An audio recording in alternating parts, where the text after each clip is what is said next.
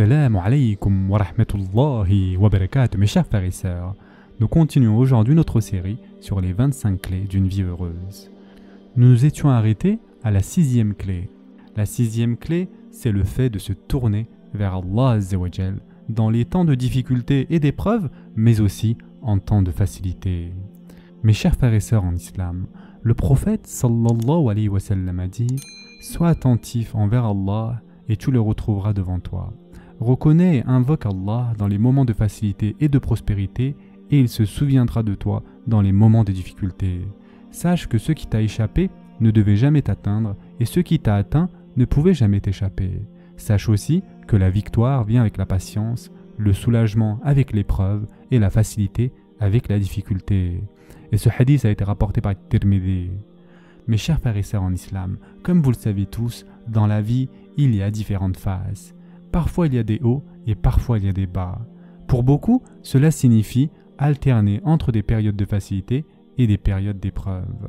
Et un des secrets pour garder sa paix intérieure et sa sérénité durant les moments difficiles est de rester attaché à Allah Azza wa Jal dans toutes les phases de la vie, que ce soit dans l'abondance ou dans la détresse. Les véritables croyants adorent Allah Azza wa Jal de tout leur cœur, que la vie soit agréable ou éprouvante. Ils ne laissent pas les épreuves les détourner de leur objectif ultime, c'est-à-dire l'adoration de leur Créateur. Et inversement, ils ne laissent pas la richesse, le succès ou la facilité les distraire de leur but réel. Dans toutes les situations, le croyant reste concentré sur une vie qui plaît à Allah Azza wa Jal. Et lorsqu'il vit ainsi, il trouvera une paix intérieure, même dans les moments les plus sombres. Mes chers frères et sœurs en islam, Allah Azza wa Jal soutient ses serviteurs croyants pendant les périodes difficiles de diverses manières.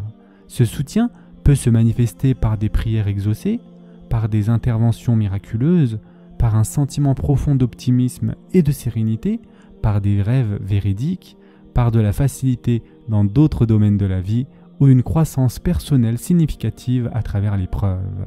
L'aide d'Allah Ta'ala se manifeste de multiples façons, parfois subtiles, parfois évidentes.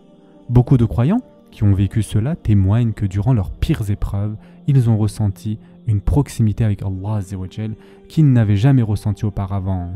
Et en fait, c'est peut-être à ce moment-là qu'ils se sont sentis les plus proches d'Allah subhanahu wa ta'ala. Et cette épreuve est ensuite devenue un souvenir précieux, un moment qui les a rapprochés de leur Seigneur et qui a façonné leur vie et leur personnalité. Ainsi, pour le croyant, même les épreuves et les souffrances peuvent devenir de véritables bénédictions lorsqu'il les aborde avec engagement envers Allah Ta'ala et avec une foi ferme qu'Allah Azza wa Jal sait mieux ce qui est bon pour nous. La 7e clé, mes chers frères et sœurs en islam, est le fait d'honorer nos parents. Et en effet, Allah Azza wa Jal dit dans le Coran « Et ton Seigneur a décrété, n'adorez que lui et marquez de la bonté envers les pères et mères. Si l'un d'eux ou tous deux doivent atteindre la vieillesse auprès de toi, alors ne leur dis point fille, et ne les brusque pas, mais adresse-leur des paroles respectueuses. » Surat al-Isra, verset 23. Mes chers frères et sœurs en islam, nos parents sont notre chemin vers le paradis. C'est par leur intermédiaire qu'Allah Azza wa Jal nous a fait venir en ce bas monde, et c'est en les servant que nous trouverons la paix intérieure, le pardon divin et une voie vers le paradis.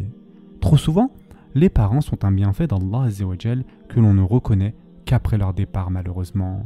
Mais il ne doit pas en être ainsi. Appréciez-les maintenant mes chers frères et sœurs, chérissez-les, passez du temps de qualité avec eux, faites-les sourire et profitez de leur sagesse. Un jour, ils retourneront à Allah subhanahu wa ta'ala. Assurez-vous donc d'avoir fait tout votre possible pour les rendre heureux avant cela. Car la société moderne tente à minimiser l'importance des parents.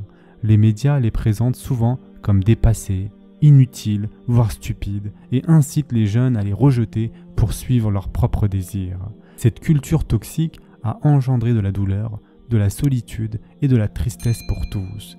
Les parents souffrent de l'abandon durant leur vieillesse, tandis que les enfants vivent avec un regret que rien ne pourra apaiser après leur mort. Mes chers frères et sœurs, l'islam nous enseigne que nos parents ont le plus grand droit sur nous après Allah Azza wa Jal et son messager sallallahu alayhi wa sallam. De nombreux hadiths nous encouragent à être bons envers nos parents, rappelant que leur bénédiction divine ici-bas et dans l'au-delà réside dans le bon comportement à leur égard, en particulier lorsqu'ils atteignent la vieillesse. Prendre soin de ses parents âgés est considéré comme l'une des plus grandes œuvres que l'on puisse accomplir et l'un des chemins les plus rapides vers le pardon d'Allah Azza wa Jal. Le célèbre compagnon Abdullah ibn Umar radiallahu anhu a dit « Le bon plaisir du Seigneur réside dans le bon plaisir des parents et sa colère réside dans leur colère. » En une autre occasion, il conseilla à un homme de prendre soin de sa mère âgée comme expiation pour ses péchés en lui disant « Par Allah, si tu lui parles avec douceur et que tu la nourris, alors tu entreras au paradis tant que tu évites les grands péchés. » Ibn Umar radiallahu anhu vit un homme du Yémen faire le tawaf autour de la Kaaba tout en portant sa mère sur son dos. Il disait « Je suis ton humble chameau, si sa monture prend peur, alors moi je ne prends pas peur. » Puis il demanda à Ibn Umar « Penses-tu que je l'ai suffisamment remboursé ?» Ibn Umar radiallahu anhu répondit « Non, pas même pour un seul gémissement durant les douleurs de l'accouchement. » Les parents, mes chers frères et sœurs en islam, occupent une position élevée et unique en islam. Rien de ce que nous faisons ne peut réellement compenser les sacrifices d'une mère pour son bébé, ni les longues heures de travail d'un père pour subvenir aux besoins de sa famille.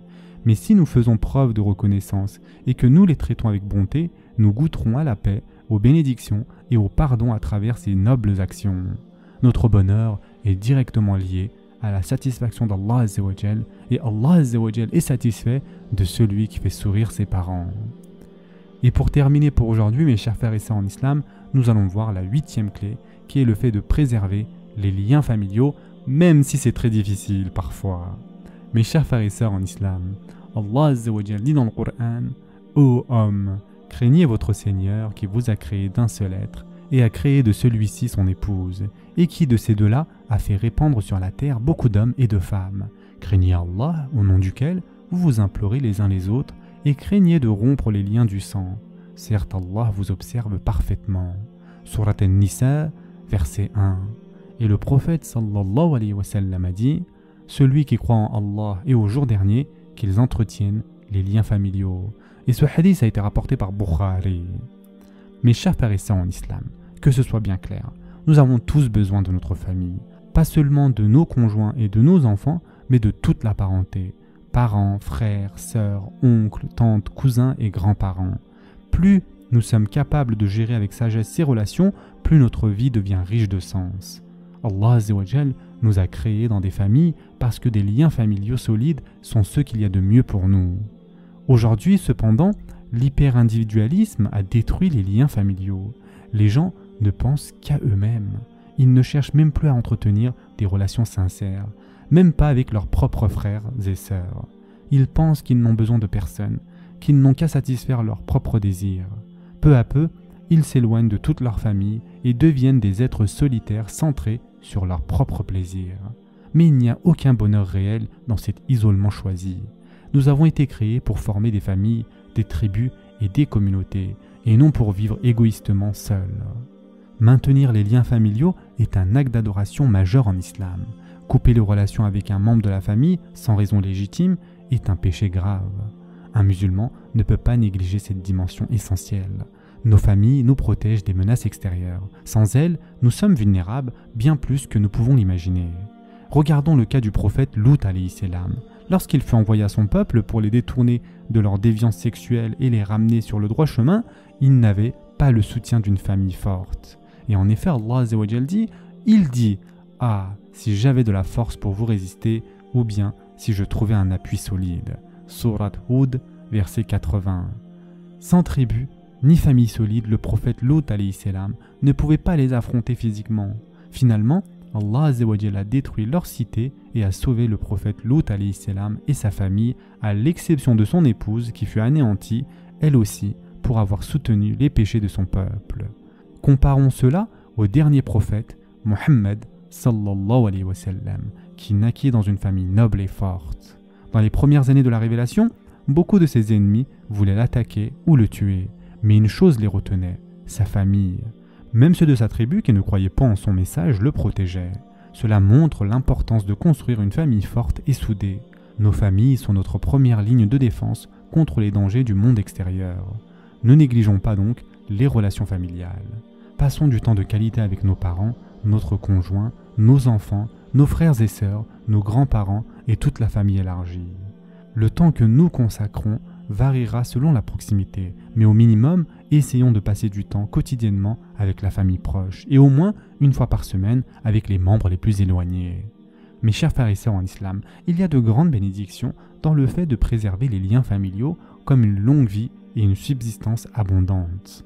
Et en effet, le prophète sallallahu alayhi wa sallam a dit « Celui qui veut que sa subsistance soit élargie et sa vie prolongée, qu'il maintienne les liens du sang. » Et ce hadith a été rapporté par Bukhari. Mes chers frères et sœurs en islam, les liens familiaux solides sont ainsi essentiels pour une vie heureuse. Notre famille peut être notre plus grande source de bonheur ou bien notre premier ennemi si les liens sont négligés. Mais si nous faisons notre devoir envers notre famille, alors nous serons récompensés même si les autres ne répondent pas de la même manière. Dans la majorité des cas, l'effort d'entretenir les liens familiaux porte ses fruits, en créant des relations profondes et bénéfiques pour toute une vie. Et enfin, pour terminer, mes chers frères et sœurs en islam, le prophète sallallahu alayhi wa sallam a dit « Celui qui croit en Allah et au jour dernier, qu'il entretienne les liens familiaux. » Et ce hadith a été rapporté par Bukhari. Ce sera tout pour aujourd'hui. En attendant, prenez soin de vous mes chers frères et sœurs et à très prochainement, Inch'Allah.